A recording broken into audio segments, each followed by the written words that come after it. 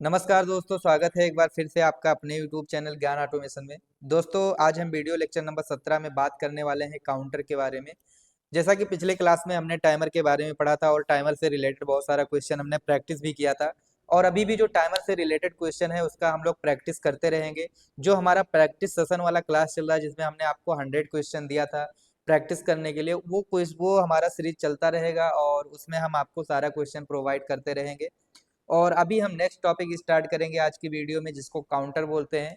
तो पीएलसी के अंदर काउंटर क्या होता है, काउंटर कैसे यूज करते हैं, और डेल्टा पीएलसी में कौन कौन सा काउंटर होता है, क्योंकि हो सकता है कि सीमेंस में आपने कुछ और देखा हो सकता है आपने पैनासोनिक में, मित्सुबिशी में कुछ और देखा हो, डेल्टा में हो सकता है कुछ और मिले आपको। तो वही चीजें हमें समझना है कि काउंटर कितने टाइप से होते हैं, काउंटर कैसे काम करते हैं। अगर हम डेल्टा पीएलसी में काउंटर के इंस्ट्रक्शन को ऐड करना चाहते हैं तो कैसे ऐड करेंगे, उसके लिए एड्रेसिंग स्कीम क्या होगी, ये सारी बातें हम इस वीडियो में करेंगे। तो उससे पहले आप लोगों से एक रिक्वेस्ट है कि अगर आपने अभी तक भी हमारे चैनल को सब्सक्राइब नहीं किया है तो प्लीज चैनल को सब्सक्राइब कर लेना और वीडियो को ज़्यादा से ज़्यादा शेयर करना। तो सबसे पहले अगर हम बात करें काउंटर की, तो हमें जानना यह है कि काउंटर होता क्या है। देखिए, काउंटर अगर मैं आरएलसी की बात करूं, अगर पीएलसी हटा देता हूं तो वहां पे जो काउंटर का डेफिनेशन हो जाएगा वो होगा कि काउंटर एक ऐसा डिवाइस है जो कि काउंटिंग करता है। तो वैसे ही पीएलसी के अंदर आप बोल सकते हो कि पीएलसी के प्रोग्राम में एक ऐसा ब्लॉक जो कि काउंटिंग का काम करता है, उसको काउंटर बोलते हैं। ओके, तो ये जो काउंटर होता है ये कितने टाइप का होता है ये जानना बहुत जरूरी है।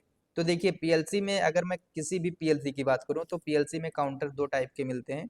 ये उनकी प्रॉपर्टी के अकॉर्डिंग है। ठीक है, जैसे कि एक काउंटर हो गया आपका काउंटर अप। ओके, तो यहाँ पे मैं लिख देता हूँ काउंटर अप, और उसके बाद में एक दूसरा काउंटर हो गया काउंटर डाउन। ओके, तो ये दो तरीके के काउंटर होते हैं।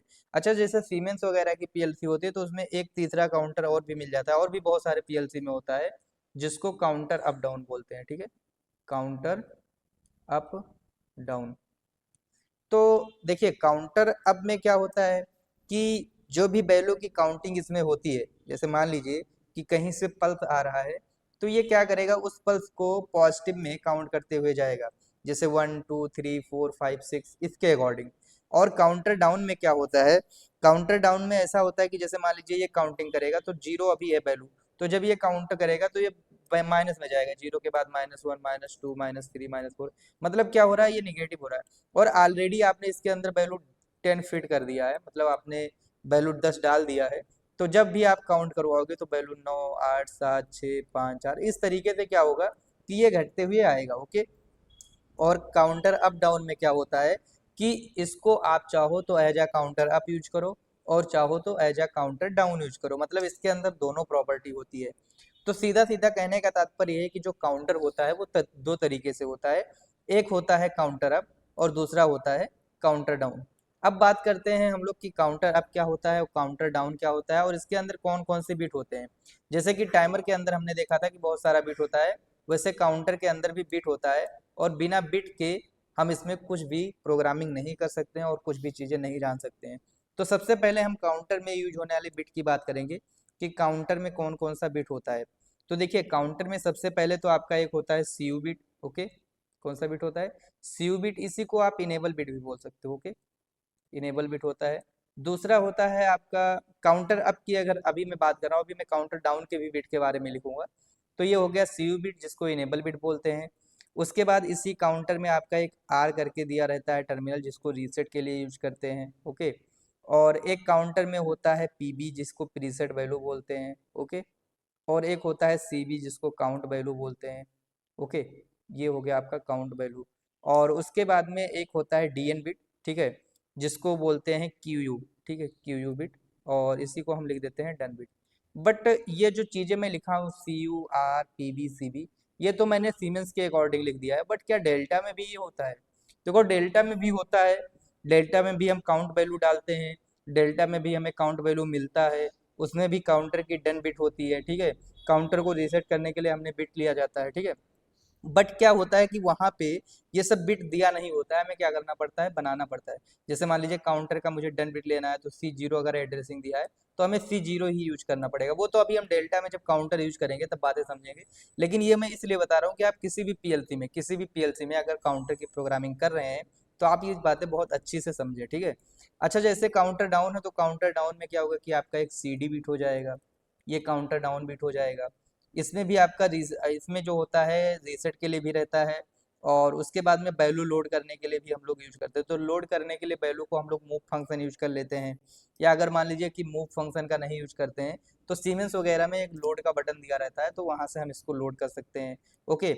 उसके बाद में इसमें भी आपका प्रीसेट वैल्यू हो जाएगा, इसमें भी आपका काउंट वैल्यू हो जाएगा, और उसके बाद में एक काउंटर में जो, और इसमें भी आपका क्या हो जाएगा, क्यू डी मतलब डन बिट हो जाएगा। ओके, जो जो बिट इसमें है। अच्छा, इन काउंटर्स में एक बहुत इंपॉर्टेंट बिट होती है जिसको ओबी बोलते हैं, ओवरफ्लो बिट, ठीक है। इसको बोलते हैं ओवरफ्लो बिट। तो ये सारी बातें कहने का तात्पर्य है कि ये बिट इसमें भी रहेंगे, काउंटर अप में भी, काउंटर डाउन में भी बिट है, लेकिन बट क्या है कि इसका जो वर्किंग कंडीशन है ना अलग अलग है। और काउंटर अप डाउन में क्या होता है कि जो बिट आपका काउंटर अप में मिलेगा और जो बिट आपका काउंटर डाउन में मिलेगा, इन दोनों को मिला करके काउंटर अप डाउन बताया जाता है। तो काउंटर अप डाउन भी मैं आपको बता दूंगा। बट क्या है कि इसमें दोनों की प्रॉपर्टी होती है, आप चाहो तो काउंटर अप के जैसे यूज कर लो, आप चाहो तो काउंटर डाउन के जैसे यूज कर लें। बट क्या है डेल्टा में, क्या है ये पीएलसी मिलेगा आपको काउंटर अप काउंटर डाउन, ये बहुत बड़ा हमारे माइंड में कंफ्यूजन होता है।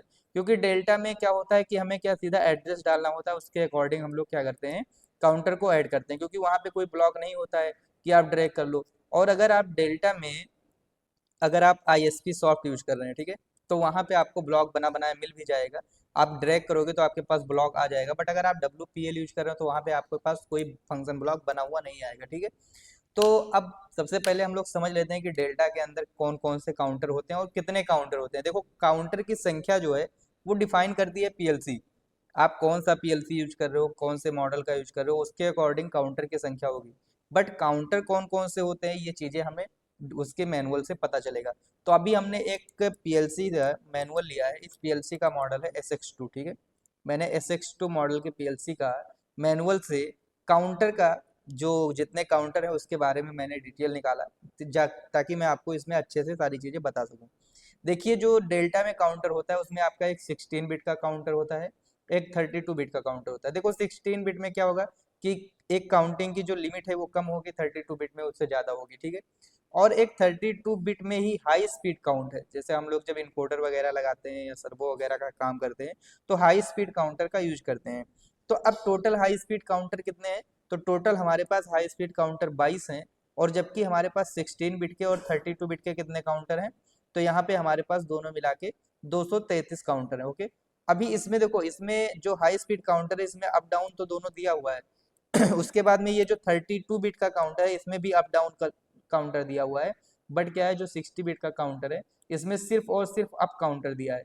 तो मतलब जो एड्रेस इसमें दिया है, जैसे C0 से लेके C111 तक का यूज करोगे आप, तो क्या होगा, ये अप काउंटर के जैसे यूज होगा। और C128 से लेकर के C199 तक, ठीक है। तो क्या होगा, यहाँ पे ये अप काउंटर के जैसे यूज करेगा। यहाँ पे आपको एड्रेस देना है, जैसे मैं काउंटर के एड्रेस की बात कर रहा था। तो जैसे मान लो आपने पहला काउंटर लिया तो C0 दूसरा लिया तो C1 तीसरा लिया तो C2 चौथा लिया तो C3, ठीक है। इस तरीके से आप काउंटर की एड्रेसिंग भी देते जाओगे। तो कहने का तात्पर्य यही है कि जो डेल्टा पीएलसी होता है इसमें 16 बिट का काउंटर होता है, 32 16 बिट में जैसे लगभग मान लीजिए कि एक जैसे डेटा टाइप होता है 32 बिट का होता है 16 बिट का। मान लीजिए कोई वैल्यू 10 है, ठीक है, तो अब 10 को जब बाइनरी में चेंज करेंगे तो 1010 होगा। तो इसमें टोटल कितना बिट हुआ, 1 2 3 4, टोटल 4 बिट हुआ। तो इसी तरीके से ये कितने बिट तक की वैल्यू को सपोर्ट कर सकती है, तो जो 16 बिट वाला होगा तो वो 16 बिट की वैल्यू तक। तो हो सकता है 5 लाख को कन्वर्ट किया जाए तो उसमें 16 बिट आ जाए, तो वहाँ पे हम डेटा टाइप 16 बिट वाला लेंगे काउंटर। अगर मान लो वैल्यू मेरी बड़ी है तो 32 बिट वाला लेंगे। और अगर हम मान लीजिए कि इनकोडर यूज कर रहे हैं या सर्वो यूज कर रहे हैं, स्टेपर यूज कर रहे हैं, मुझे हाई स्पीड काउंटर की जरूरत है, तो हाई स्पीड काउंटर कहाँ से दिया हुआ है, तो C235 से दिया हुआ है, फिर C233 234 दिया हुआ है। जैसे कि यहाँ पे देखो, सिंगल फेज सिंगल इनपुट है, टू फेज टू इनपुट है, सिंगल फेज सिंगल इनपुट है। तो ये सब फेज वगैरह इनकोडर वगैरह में भी हम लोग डिसाइड करते हैं। तो वो सारी चीजें बातें इसमें दी गई हैं। तो इस तरीके से डेल्टा पीएलसी के अंदर ये जो काउंटर है इसको आप यूज कर सकते हैं। लेकिन अब बात आती है कि अगर हमें डेल्टा पीएलसी के अंदर काउंटर यूज करना है तो हम कैसे यूज करेंगे, उसका इंस्ट्रक्शन भी तो पता होना चाहिए, उसमें कैसे ऐड करते हैं ये सारी बातें पता होना चाहिए। तो उसके लिए हम क्या करेंगे कि WPL सॉफ्ट को ओपन करेंगे।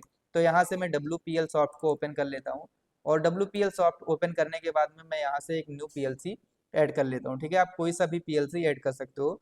तो इसमें जाके मैं फाइल में जाता हूँ, यहाँ से न्यू पीएलसी ऐड कर लिया। और न्यू पीएलसी ऐड करने के बाद आप कोई सा भी मॉडल ले सकते हो, तो जैसे SB2 मैंने ले लिया और ओके करते हैं, ठीक है। तो जब मैंने ओके किया, तो अब जैसे मान लीजिए कि मुझे काउंटर लेना है, तो सबसे पहले मैं क्या करूंगा, एक मान लीजिए कि हमारा LDX0 पे सेंसर लगा हुआ है, ठीक है।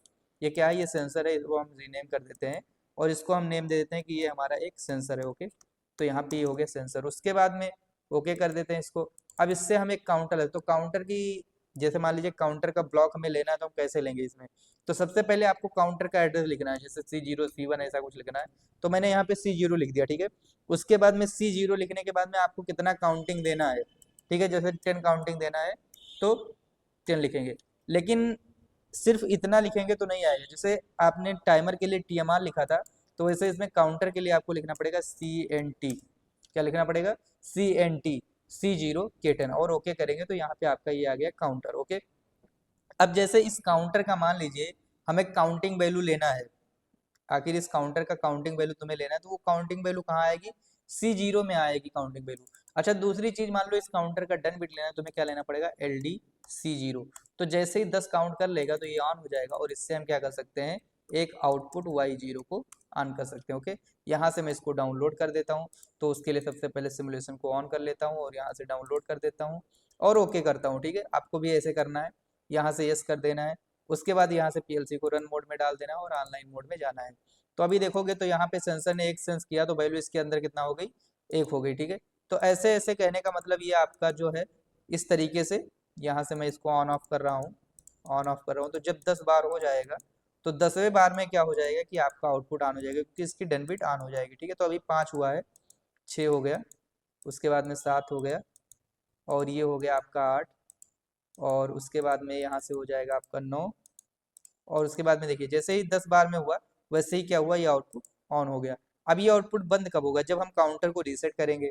तो काउंटर को रीसेट करने के लिए फिर आपको क्या करना पड़ेगा, तो काउंटर को रीसेट करने के लिए हमें एक रीसेट बटन लेना पड़ेगा। तो यहाँ पे हमने ले लिया LDX1, क्या ले लिया, LDX1। और उसके बाद में यहाँ पे हमें क्या कॉइल लेना पड़ेगा, RST। उसके बाद में C0 को C0 को करना है, तो C0, ठीक है। तो यहाँ पे क्या हो जाएगा, जो C0 है ये रीसेट हो जाएगा, ओके। इसको हम डाउनलोड कर देंगे, यस कर देंगे। और डाउनलोड करने के बाद में आप देखोगे यहाँ से, इसको मैं अगर डाउनलोड कर दिया, और डाउनलोड करने के बाद में इस पर राइट क्लिक करेंगे, और राइट क्लिक करने के बाद में यहाँ से सबसे पहले आपको ऑनलाइन मोड में जाना है। और अभी ये आउटपुट ऑन है, इस पर राइट क्लिक करेंगे तो यहाँ से सेट ऑन करेंगे। तो सेट ऑन करने के बाद में आप देखोगे तो ये काउंटर रीसेट हो गया, काउंटर रीसेट हो गया, यहाँ से सेट ऑफ कर देंगे। तो इस तरीके से जब जब ये सेंसर सेंस करेगा, ठीक है, जैसे जैसे आप देखते जाएंगे, तो जब जब ये सेंसर सेंस करता जा रहा है, वैसे वैसे काउंटिंग की वैल्यू बढ़ती जा रही है। तो इस तरीके से आप एक काउंटर को यहाँ पे पल्स दे करके काउंटिंग करवा सकते हो। काउंटर को कैसे रीसेट करते हैं, ये भी बात समझ में आया, ठीक है। अब जैसे ये C0 का जैसे ही हमारा 10 काउंट कंप्लीट हो जाएगा, तो ये Y0 ऑन हो जाएगा। अच्छा, अब जैसे क्या होता है कि काउंटर की वैल्यू, मान लो आपने यहाँ पे 10 डाल दिया, तो 10 फिक्स रहता है। बट मान लीजिए आपको फिर से कुछ वैल्यू डालना होगा, तो आप यहाँ पे इसको क्लिक करोगे, आप चेंज करोगे, चेंज करने के बाद में इसमें वैल्यू डालोगे, तो फिर आपको डाउनलोड करना पड़ेगा। बट आप चाहते हो कि अपने अकॉर्डिंग हम वैल्यू घटा के बढ़ा के डाल सके, तो आप K10 की जगह पे एक डबल वर्ड की मेमोरी ले लो, जैसे मैंने D5 ले लिया। तो कहने का मतलब, अब जो वैल्यू हमें डालना है किसके अंदर डालना है, D5 के अंदर डालना है, ओके। अब मान लो C0 की वैल्यू आ रही हो, C0 की वैल्यू तुम चाहते हो कि किसी मेमोरी के अंदर सेव कर लो, तो वहां पर आप मूव ब्लॉक ले सकते हो, और मूव ब्लॉक में C0 की वैल्यू आप किसी एक डबल वर्ड की मेमोरी में मूव करवा सकते हो। तो इस तरीके से यूज करके हम लोग काउंटर की प्रोग्रामिंग कर सकते हैं। तो अभी हमने इसमें बस काउंटर का इंट्रोडक्शन दिया, काउंटर के बारे में आपको बताया, काउंटर के अंदर कौन कौन सी बिट होती है, ये सारी बातें आपको बता दिया। काउंटर कैसे यूज करते हैं, काउंटर को कैसे ऐड करते हैं, ये सारी बात बता दिया। अब नेक्स्ट वीडियो में हम काउंटर का क्वेश्चन उठाएंगे और प्रैक्टिस करते चलेंगे, और उसके बाद में फिर हम और भी इंस्ट्रक्शन पे आगे बढ़ते जाएंगे। कंपैरिजन होगा हमारा, मैथ फंक्शन होगा, और ऐसे ऐसे एडवांस लेवल पे जो भी हमारा स्टेपर का, सर्वो का जो भी हमारा इंस्ट्रक्शन होता है, वो सारा इंस्ट्रक्शन होगा। जो डेल्टा की सीरीज चल रही है, ये बिल्कुल बेसिक से एडवांस तक चलेगी। तो आप लोगों का प्यार और सपोर्ट काफ़ी अच्छा मिल रहा है, तो मुझे उम्मीद है कि आप सभी लोगों का प्यार और सपोर्ट ऐसे ही मिलता रहेगा। और वीडियो को जितना ज़्यादा से ज़्यादा हो सकता है शेयर करिए, और चैनल को जितना ज़्यादा से ज़्यादा हो सकता है शेयर करिए। मिलते हैं आपको नेक्स्ट वीडियो में। आज के लिए इतना ही। जय हिंद, जय भारत।